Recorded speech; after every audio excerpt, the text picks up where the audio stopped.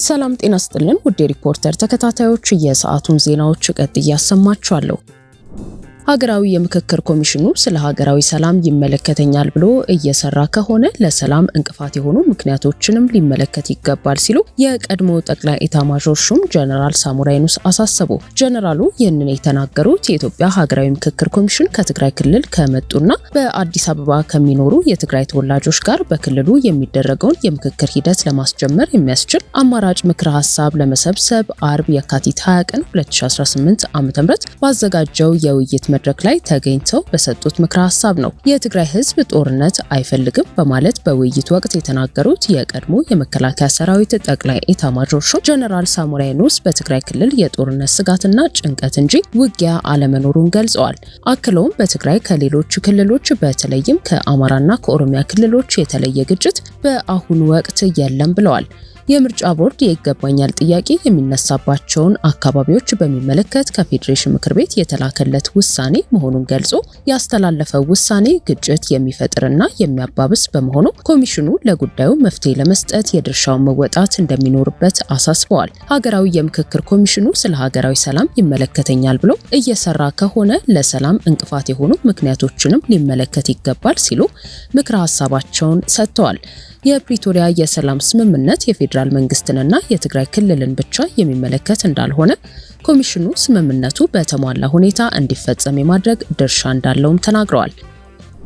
ንጹሃን ዜጎችን ኢላማ የሚያደርጉ አካላትን በጠላትነት እንደሚፈርጅ ኦነሰ ገለጸ። ራሱን የኦሮሞ ነጻነት ሰራዊት ብሎ የሚጠራው ታጣቂ ኃይል በኦሮሚያ ክልል አርሲ ዞን የተፈጸመውን ሃይማኖትን መሰረት ያደረገ ጥቃት አስመልክቶ ባወጣው መግለጫ ንጹሃን ዜጎችን ኢላማ የሚያደርጉ አካላትን በጠላትነት እንደሚፈርጅ ገልጿል። ባለፉት 8 ዓመታት ዜጎችን አንድ ከማድረግ ይልቅ ክፍፍል እንዲፈጠር ሲሰራ መቆየቱን በመጥቀስ የወቀሰ ሲሆን ባለፈው ሳምንት ጠቅላይ ሚኒስትር አብይ አህመድ በወለጋ ጉብኝት ባደረጉበት ወቅትም ባለስልጣናቱ ሰሜኑ የኦሮሞዎችን እድል ለመንጠቅ እየተንቀሳቀሰ ነው በማለት ሆን ተብሎ ልዩነትን የማስፋት ስራ ሲሰራ ነበር ብሏል።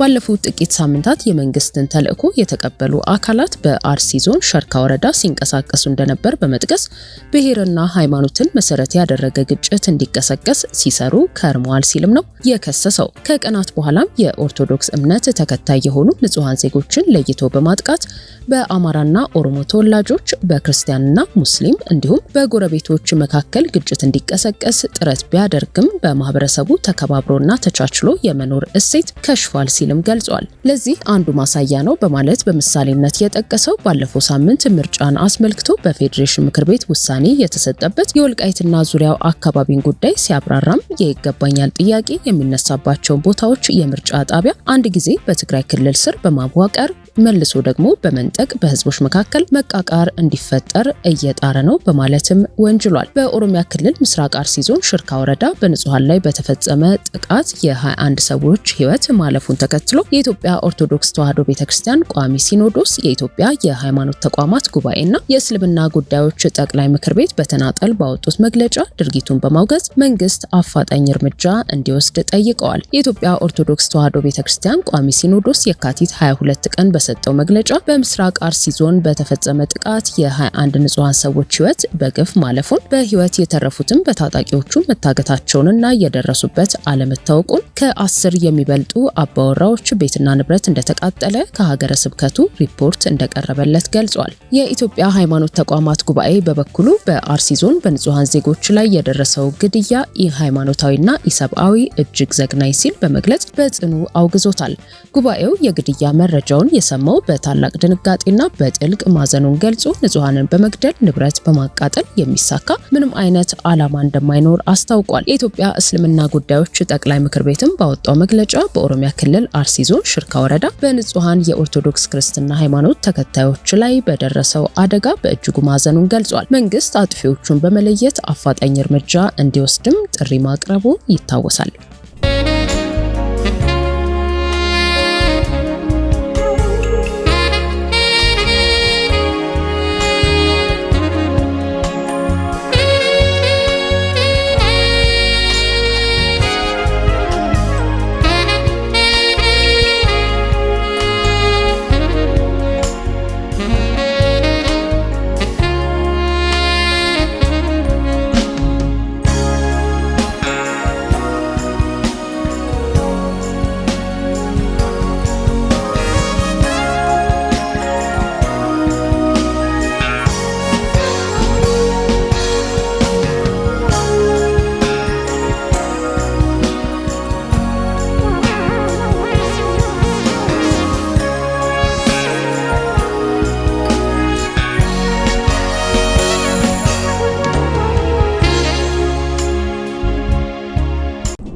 በአማራ ክልል የንብረት ማስመለስ አዋጅን ተግባራዊ በማድረግ የህግ የበላይነትን ለማረጋገጥ እየሰራ መሆኑን የክልሉ ፍትህ ቢሮ ገለጸ።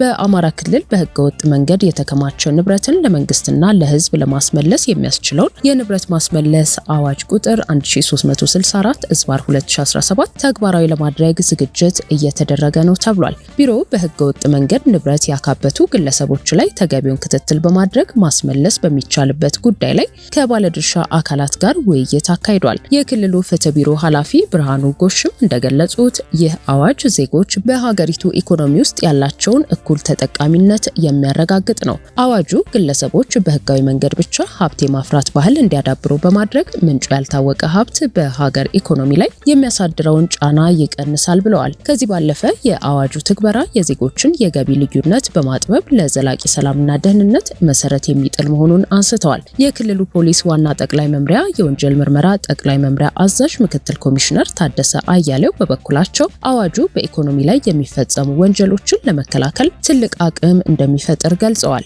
አዋጁ ወንጀለኞችን በእስር ከመቅጣት ባለፈ በህገወጥ መንገድ ያካበቱትን ንብረት እንዲመልሱ የሚያስገድድ መሆኑንም አመልክተዋል። ያለ አግባብ የተዘረፈና የተከማቸ ሀብትን ለማስመለስ በሚደረገው ጥረት ጠቅላይ መምሪያው ከፍትህ ቢሮና ሌሎች ተቋማት ጋር በትብብር እንደሚሰራም አረጋግጠዋል። ውድ ሪፖርተር ተከታታዮች የሰዓቱ ዜናዎቻችን እነዚህ ነበሩ። ስላደመጣችሁን ከልብ እናመሰግናለን።